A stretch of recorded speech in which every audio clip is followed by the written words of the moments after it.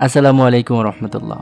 সম্মানিত দর্শক, সবাইকে স্বাগত জানাচ্ছি আমার ফেসবুক পেজ ও ইউটিউব চ্যানেলে।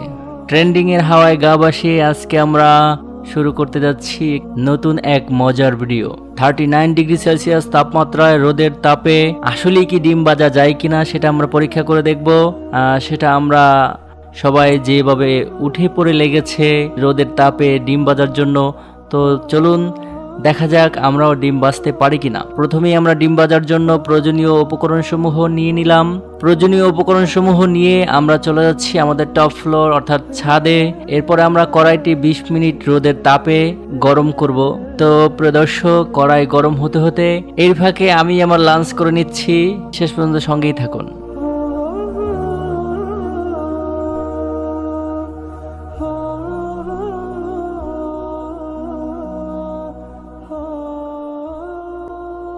প্রিয় দর্শক, আমরা 20 মিনিট রোদের তাপে রেখেছিলাম যাতে কড়াইটি গরম হয়। এখন আমরা গরম কড়াইতে আমরা ডিম ছেড়ে দেব।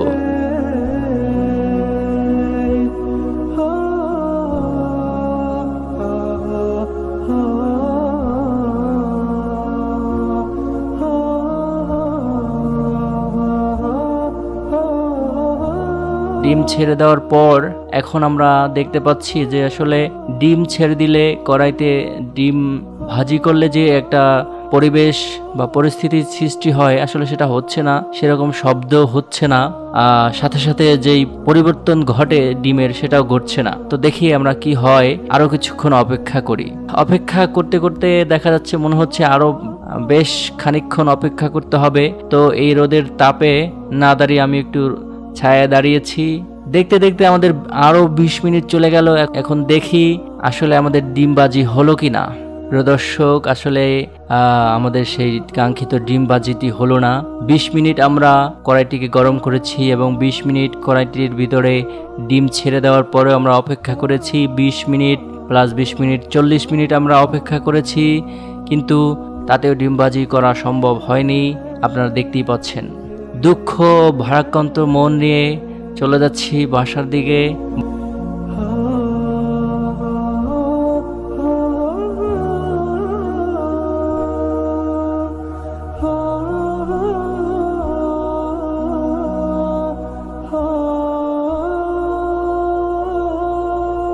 বাসায় গিয়ে ইলেকট্রিক চুলায় আমরা ডিমটি বসিয়ে দিলাম। দেখতে পাচ্ছেন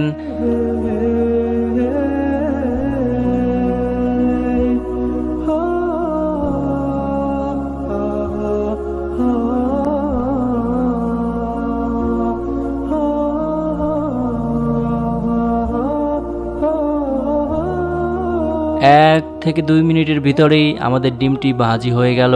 প্রিয় দর্শক, আসলে রোদের তাপে ডিম ভাজি করা আসলে সম্ভব নয়। আপনারা দেখতেই পেলেন যে আমরা 20 মিনিট প্লাস 20 মিনিট অপেক্ষা করেছি 40 মিনিট, তাতেও আমরা 39 ডিগ্রি সেলসিয়াস তাপমাত্রায় আমরা সেই ডিমটি ভাজতে পারলাম না। আসলে যারা বলছে আসলেই কি তারা রোদের তাপে ডিমটি ভাজতেছে নাকি অন্য কোনো পদ্ধতি অবলম্বন করছে নাকি সেখানে কোনো গোড়ামি রয়েছে আমরা জানি না। তো আসলে এটাকে আমরা গুজব হিসেবে ধরে নিতে পারি। এটা সন্দেহাতীতভাবে প্রমাণিত হয়েছে যে আসলে রোদের তাপে ডিম সিদ্ধ করা সম্ভব নয়। আমরা সবাই জানি রোদের তাপে ডিম সিদ্ধ যদি হতোই তাহলে রোদের তাপে আমরা 1 সেকেন্ডও দাঁড়াতে পারতাম না। সেখানে দেখুন শ্রমজীবী মানুষ, আমাদের সম্মানিত কৃষকরা এই রোদেও কৃষি কাজ করে যাচ্ছে, যদি একটু বিশ্রাম করে করে করছে।